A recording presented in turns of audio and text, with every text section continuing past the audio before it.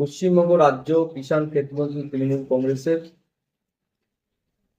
প্রাক নির্বাচনী রাজ্য সম্মেলন।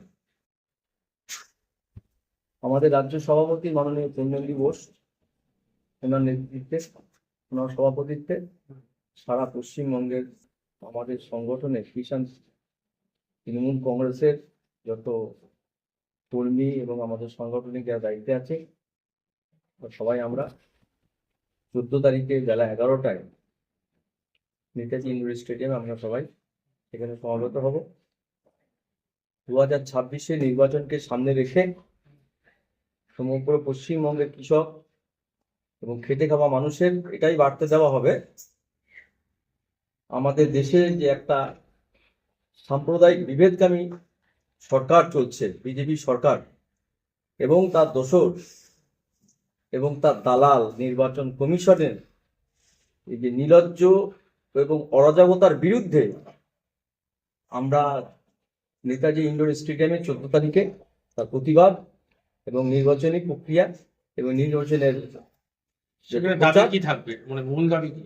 মূল দাবি থাকবে নির্বাচন কমিশনের বিরুদ্ধে এবং ভারতবর্ষের যে বিজেপি সরকার চলছে নরেন্দ্র মোদী ও অমিত শাহ নেতৃত্বে সমগ্র পশ্চিমবঙ্গে, আমাদের পশ্চিমবঙ্গের কথাই বলবো, পশ্চিমবঙ্গে হিন্দু মুসলিমরা একটা বিভেদ করতে চাইছে, একটা সন্ত্রাস সৃষ্টি করতে চাইছে ইলেকশনের আগে, সেটাকে আমরা রুখবো, তাই দাবি থাকবে। এবং আমাদের সারা পশ্চিমবঙ্গে কিষাণ ক্ষেত মজদুর তৃণমূল কংগ্রেসের যেহেতু সংগঠক আছি আমরা কয়েক লক্ষ, আমরা প্রতিবাদ করব 26 নির্বাচনে যাতে আবার চতুর্থবারের জন্য আমাদের মাননীয় মুখ্যমন্ত্রী বঙ্গজননী মমতা ব্যানার্জি যাতে আবার পুনরায় মুখ্যমন্ত্রী আসনে বসেন, তার সমস্ত রকম প্রক্রিয়া আমরা চালাবো।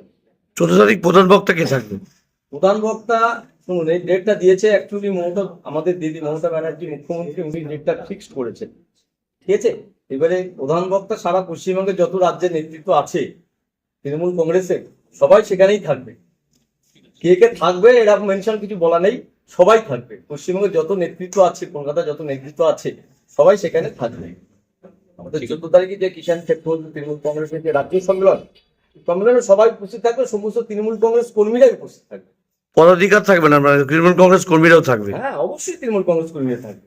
আমাদের তৃণমূল কংগ্রেস পরিবার তো, আমরা একই পরিবারের সবাই, এখানে আলাদা করে কিছু ব্যাপার না। বিশেষ করে আমাদের কিষাণ ক্ষেত মজদুরের লোকজন একটু বেশি থাকবে।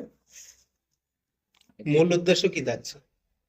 মূল উদ্দেশ্য নির্বাচনের আগে আমরা পশ্চিমবঙ্গে বিজেপি সরকার, এই সারা ভারতবর্ষে যে বিজেপি সরকারটা চলছে, তাদের পশ্চিমবঙ্গে যে সমস্ত দালাল কিছু আছে তাদেরকে আমরা বার্তা দিতে চাইছি। কিষাণ তৃণমূল কংগ্রেস একটা শাখা সংগঠন যে বার্তা দেবে, তাহলে তৃণমূল কংগ্রেস যে বার্তা দেবে সেই বার্তাটা নিতে পারবে না।